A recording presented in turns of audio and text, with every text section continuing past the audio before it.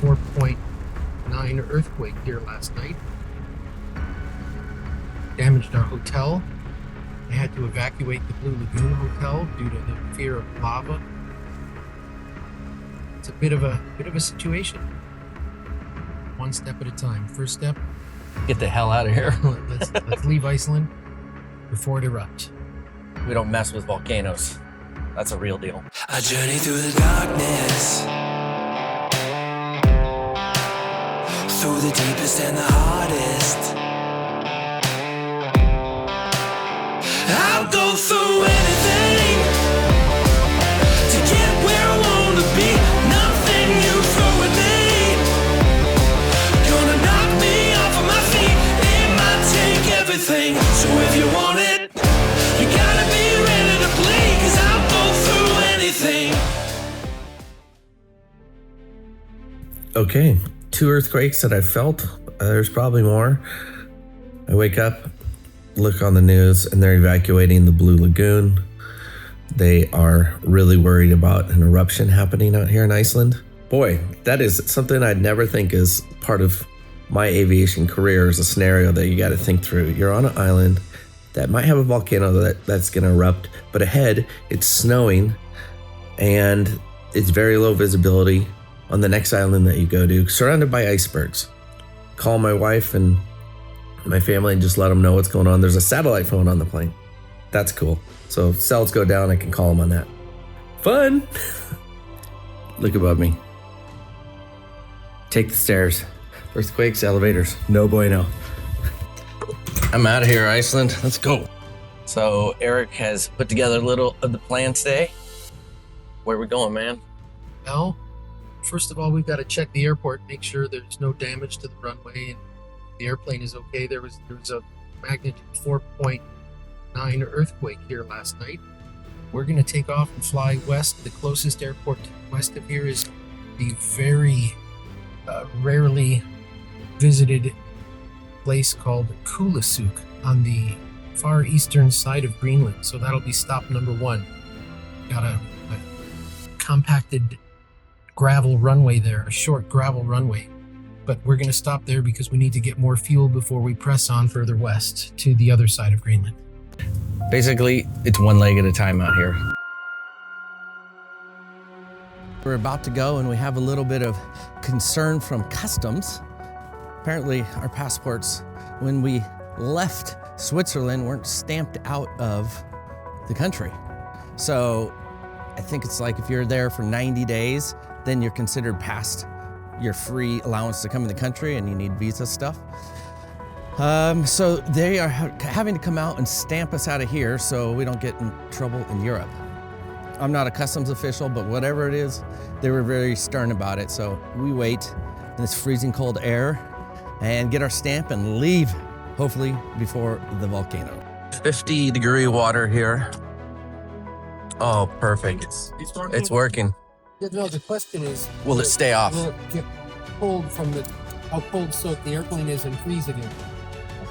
Well, this is new from a guy from San Diego.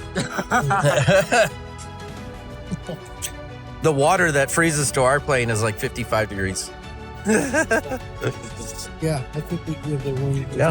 I mean, we won't make it worse. Frozen is frozen. Yeah, no, in the worst case, we have to get de-iced. Just don't pour on the fuel cap. No.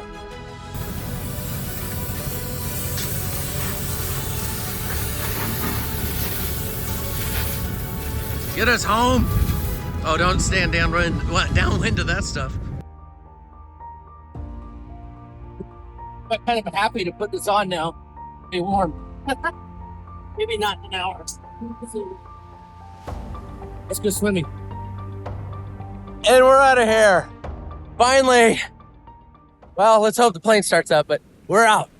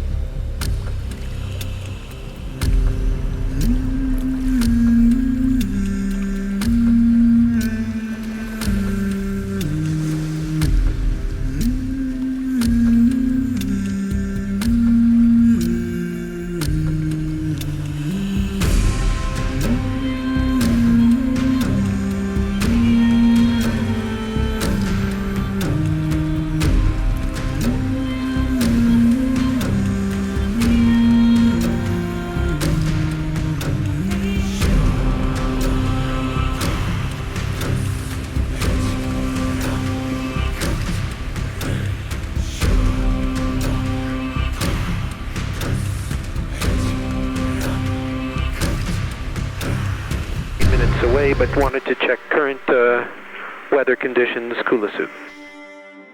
November 29, temperature -3, dew point -9, QNH 1016, and transition level is 80. Weather, and we'll call you back as we descend for Kulisuk, November Victor Juliet. Thank you. November Victor Juliet, rock.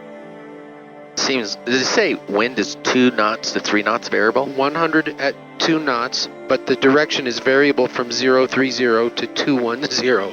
So, holy cow. here's your compass. The winds are out of Yeah. 100 at 2 knots, but they're variable from 030 to 210. Shows a preference for runway 10. But even with 2 knots, are we? Yeah, who cares, right? So we might as well just take 28.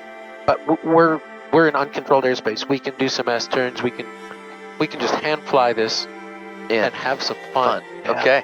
I like that category. Look at the iceberg right under the clouds here.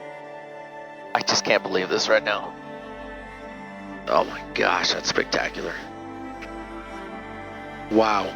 All I can say, man, wow. It is so crazy. Are you kidding me? I'm not kidding you. This is, Once in a lifetime, my friend. you cannot tell people what this is. You can't explain, you cannot Words use can't. words to describe what we're doing.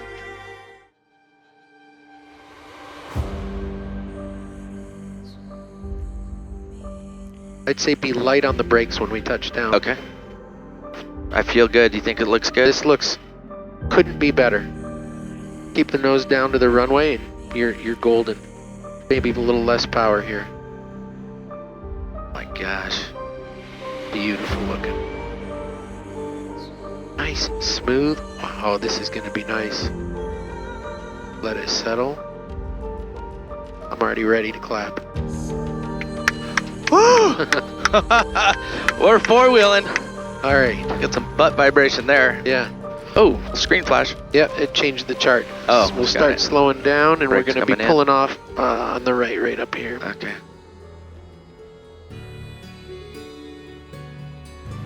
I'm in the coolest place, hands down, I've ever been in my life. Kulisuk. It's in Greenland. And this place has like 4 people that live here. Cornelius. Yeah. Oon, good to meet you. Like Ole. All right, good to meet you. There's like a tower that's not a control tower. Here's a little name over there. Whoop. And it's a gravel runway. It's lighted. It is surrounded by icebergs. This mountain is on one side and it's just got the craziest terrain, and I was ready to get my butt kicked with just crazy turbulence. No winds. Beautiful. It's -3 degrees, which is cold, but it could be blowing snow and you probably wouldn't even get in here. Oh, we're gonna go up in the tower. Even cooler. Okay, there's more coming because this is the bomb. How's it going? You too, Eric. Jesper. Will? Jesper? Jesper. Good to meet you. Look behind me. There's icebergs. There's fjords. There's everything you could ever not think of here. Like, this is something that is not in your brain as a possibility. A gravel runway in the middle of the frozen Atlantic. I don't even know why this is here, but I'm so grateful it is. And something else I'm grateful for is Eric Norber. This guy, his experience of 17,000 flight hours and going across the Atlantic like this, well over 100 times. It's probably in the mid 500s, I don't know. Because what he has in his brain is off this planet. That's why we're here.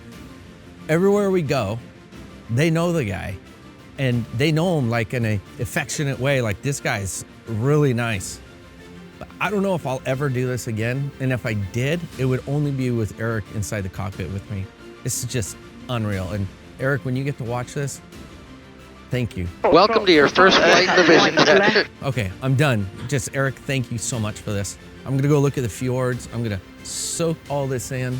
And it's just silent. You just hear silence. It's just, I love it. Thanks, man.